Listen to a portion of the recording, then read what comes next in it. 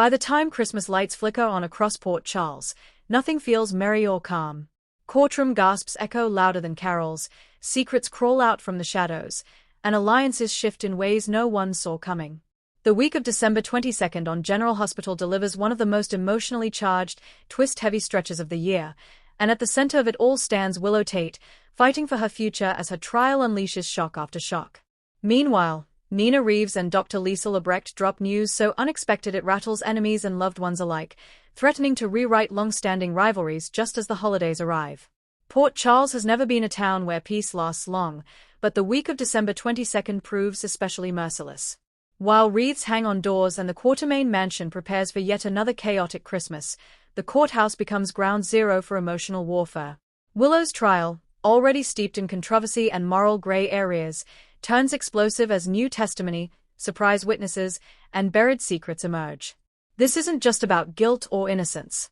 It's about motherhood, loyalty, betrayal, and the painful reality that truth doesn't always set people free, sometimes it destroys them. As the trial barrels forward, nearly every major family in town feels the impact. The Corinthus clan braces for fallout. The Quartermains sharpen their claws. Old wounds between Nina and Willow bleed anew. And just when it seems emotions couldn't run higher, Nina and Obrecht deliver news that changes everything, not only for themselves, but for Willow, Carly, and even Port Charles' medical community. When the week begins, Willow appears composed, almost serene, seated beside her attorney as proceedings resume. To the casual observer, she looks like a woman who has already made peace with whatever outcome awaits her. But those closest to Willow know better. Beneath that calm exterior is a storm of fear, hope, and exhaustion. Willow's case, rooted in allegations that blur the line between intention and consequence, has always been morally complicated. She insists she acted out of love and desperation, not malice. Prosecutors argue that her actions, regardless of motive, caused irreparable harm. The jury senses it. The courtroom feels heavy. Every word matters now. Michael watches from the gallery, jaw clenched, torn between defending the woman he loves and grappling with doubts he hates himself for having. Drew sits nearby, his expression unreadable, aware that his own testimony may become a turning point. Carly, meanwhile, radiates barely restrained fury, not just at the prosecution, but at Nina, whom she still blames for much of the chaos leading to this moment. No one is neutral. No one is safe. Midweek, the prosecution calls a witness that sends shockwaves through the courtroom. A figure from Willow's past, someone presumed irrelevant, even forgotten. Their arrival changes the tone instantly. This witness doesn't paint Willow as a villain. In fact, what they reveal is far more unsettling. They testify to a pattern of manipulation and pressure surrounding Willow during the period in question. They describe moments when Willow felt cornered, isolated, and terrified of losing everything she loved. Their words don't absolve her, but they complicate the narrative in ways the prosecution clearly didn't anticipate. Gasps ripple through the gallery. Nina stiffens.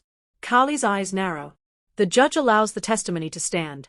For the first time since the trial began, it feels like the tide might be turning, or at least splitting in two. Just when the defense seems to gain momentum, Drew Kane takes the stand. Port Charles knows Drew as many things: soldier, businessman, moral compass. What they don't expect is how brutally honest he's about to be. Under oath, Drew admits that he withheld information earlier, not to protect Willow, but to protect himself and others from painful truths. He speaks about decisions made behind closed doors, conversations that shaped Willow's choices, and consequences no one fully understood at the time. Then comes the bombshell. Drew reveals that there was another option Willow never knew about, a legal, safer alternative that could have prevented everything. The reason she didn't know? Someone deliberately kept it from her. The courtroom erupts. All eyes turn to Nina. Nina Reeves has spent months trying to rebuild bridges, especially with Willow. But the revelations during the trial rip those fragile efforts apart. The implication is devastating. That Nina, whether through fear, pride, or misguided love, failed to share critical information that could have altered Willow's fate. Nina insists it was never intentional, that she truly believed she was protecting Willow from false hope. But Carly wastes no time seizing the moment. From the gallery, her glare could cut glass.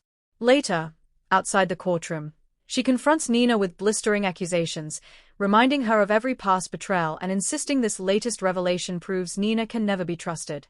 Nina is shaken, but not silent. For once, She doesn't lash out. She doesn't defend herself with venom or deflection. Instead, she looks defeated. And that's when the real surprise begins. As the trial recesses for the day, Nina retreats to General Hospital, seeking solace in the one person who has never abandoned her, Liesl Obrecht. Their conversation starts quietly, almost mundanely, until Obrecht drops news that stops Nina cold.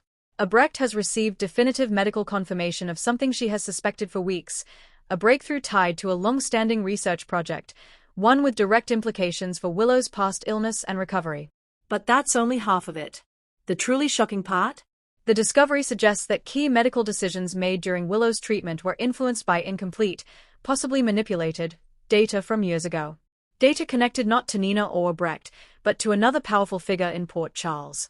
If revealed, this information could not only impact Willow's trial, but expose a medical scandal that would rock the hospital to its core. Nina is stunned. Obrecht is resolute.